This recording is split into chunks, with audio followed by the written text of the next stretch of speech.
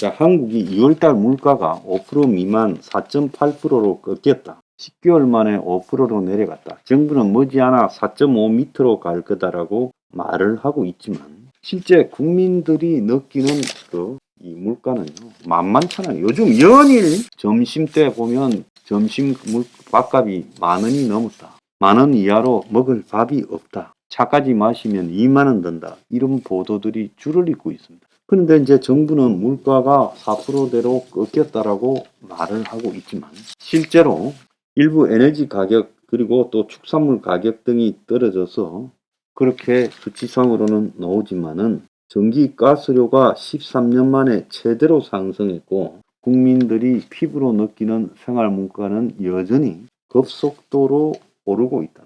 그래서 이걸 보도하는 언론들도 물가가 10개월 만에 5% 밑으로 내려갔다 하지만은 폭등한 공공요금이 내간이다. 전기가스 수수료가 28%가 했고 이것이 다른 음식점 등의 물가를 갖다가 올릴 것이다. 그리고 중국발 원자재 상승도 변수다고 이야기하면서 공공요금 먹거리 시한 폭탄이 여전하다라고 보도하고 있습니다. 자, 그런데 한국만 물가가 이렇게 올라가는 게 아니라 한국도 물가가요 정부 말대로 내려가는 게 아니라 또 올라갑니다. 그래서 일시적으로 통계적으로 저렇게 내려온 것처럼 잡혔더라도 사실상 무의미하다. 지금 미국에서 나오는 이야기가 물가가 내려간다고 전부 그렇게 믿고 그렇게 기대하고 또 그렇게 바랬지만은 물가가 안 내려가고 다시 올라가는 효과가 나온 데 대해 전부 충격을 받았고 이제 물가가 내려간다 말을 하기를 꺼리고 있습니다. 그럼 미국에 왜 이런 고물가가 지속이 될까요?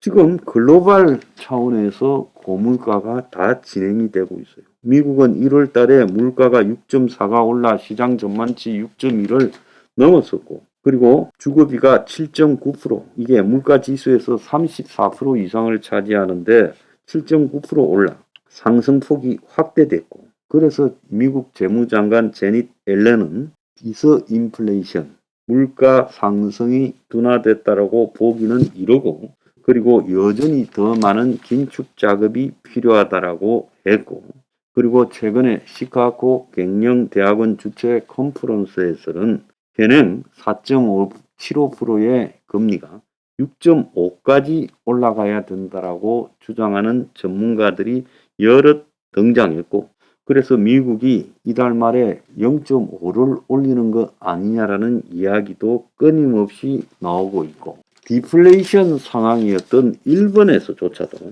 1월달 물가가 41년 만에 최고치 4.3% 인상을 기록했고 수입 의존도가 80%가 넘는 에너지 가격이 15%가 올라서 그래서 일본이 여전히 지금 금융 완화 돈을 갖다가 풀겠다라는 입장을 유지하고 있고 유로존도 EU도 물가가 8.5%가 올라 전문가 전망치 8.1을 상회했다는 거예요. 자, 그는 물가 5.6%는 지난달 5.3%보다 상승폭이 더 컸다는 겁니다. 그래서 물가가 세계적 차원에서 잡히지를 않고 있다. 자, 그러면 이거는 우리가 뭘로 볼까요? 코로나로 인한 물동량에서의 병목 현상이 일어났습니까? 없죠. 오히려 요즘 물동이 없어서 4분의 1 토막이 났잖아요. 해상 운임과 그 다음에 공중 화물 운임이요. 그래서 병목이 아니라 화물이 없는 거죠. 실어 나를 수단들은 있는 겁니다. 그럼 그런 것도 없는데 왜 이렇게 물가가 끊임없이 오르는 거냐. 자, 올해 하반기는 유가가 지금 어떻게 될 거냐가 관건인데 자, 러시아가 석유가 여전히 공식적으로는 검수됐고 사우디가 감산에 들어갔고 중국의 석유 소비가 늘어나고 있는 상황에서 여전히 지금 물가는 올라갈 거다. 그래서 한국도 물가 한숨 돌렸다고 정부가 발표하지만 공공요금 28%, 외식 물가 7.5% 돌파했다. 그래서 향후 물가 둔화가 뚜렷해질 거라는 것은 정부의 입장 발표일 뿐이고 그게 뚜렷해지지도 않아요. 이 모든 것이 무엇 때문이냐? 화폐 남발로 발생했다. 세계 거의 모든 나라가 코로나 팬데믹 때 국민들한테 돈을 뿌려댔습니다. 한국도 뿌려댔고요. 그렇게 뿌려댄 것들이 시중에 돈이 너무 많고 흔해져서 돈의 가치를 하락시키면서 물가를 올리고 있는 겁니다. 한마디로 국가가 돈의 양 조절에, 화폐량 조절에 실패했고, 그래서 인플레이션을 스스로 초래했다는 거예요. 자, 이 문제를 생각한다면 그럼 시중에 깔려있는 통화량이 줄어들 때까지 물가 인상이 멈추지 않을까? 그럼 줄어들려면 금리를 급속도로 올려서 시중의 돈들이 은행으로 빨려 들어가야 줄어들지 않겠습니까? 그때까지 물가 인상이라는 것은 계속된다는 거예요. 그래서 지금 5, 0.5 이런 식으로 찌질하게 올려서는 물가 인상을 막을 방도가 없다. 참으로 끈적끈적하게 질기게 물가 인상이 되고 있다고. 그래서 미국하고 유럽에서 쓰는 말이 이 스티키라는 말을 쓰고 있습니다. 스티키 인플레이션. 그러니까 참으로 끈적거리는 물가 인상이다라고 말을 하는 거예요. 내려갈 듯 금리를 아무리 올려도 안 내려가고 있다. 자, 그러면 금리를 올려서 시중에 있는 돈을 양을 줄이고 통화량의 회전 속도를 줄이는 그런 방법 빼고 무엇이 지금 물가 인상을 막을 방도가 있겠느냐. 그래서 돈의 양이 작아져야 되는 거 말고는 방법이 없다라. 그러면 한국의 한국은행 같은 경우에 한번 보세요. 금리 동결하잖아요. 이미 빚을 많이 져놓으니까 금리를 올리면 빚 부담을 감당할 수 없는 거예요. 개인 기업 국가 마찬가지. 그러니까 금리를 안 올리려고 하니까 물가가 안 잡히는 거예요. 빚이 없으면 금리를 올리도 되죠. 그런데 그동안에 제로금리에 가까운 속에서 많이 풀린 돈을 가지고 전부 빚을 내고 살아요.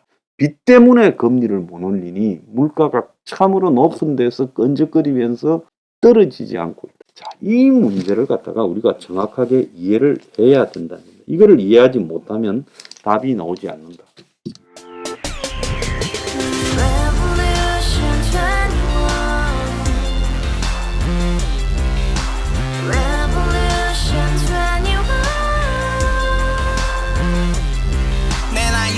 월세 30 코인빚만 300 서울에 온 지 벌써 10년 아둥바둥 버텼지만 여전히 난 반지 하에 제왕 곰팡이 연문제약 내비랭 깡통망통 완전히 폭망 고시원 창문만큼 작아진 내 꿈 연애 결혼 내 집 모든 게 헛꿈 1년 전 떠난 여친 울며 말했지 같이 써봤자 평생 가본 게 꼬꼬꼬라지 가바후스 700 나도 소유주 가바후스 700 나의 소주 택시기사 우라부지 마트 캐셔 울어무니 우리 집안 다 털어봤자 후줄 그래 개선민 내미래 거기서 팍 끝난 거지 팍더 이상 노력 따윈 괴물이 스펙 찾아서 말리 비오는 날 알바 잘려 맨날 학원 날 개쳐 발려 밤비 내리는 양화대교 홀로 걷고 있을 때 현수막에 아로 새겨진 평당 700짜리 아파트 다같이 소리 질러 혁명 21 가바후스 700 나도 소유주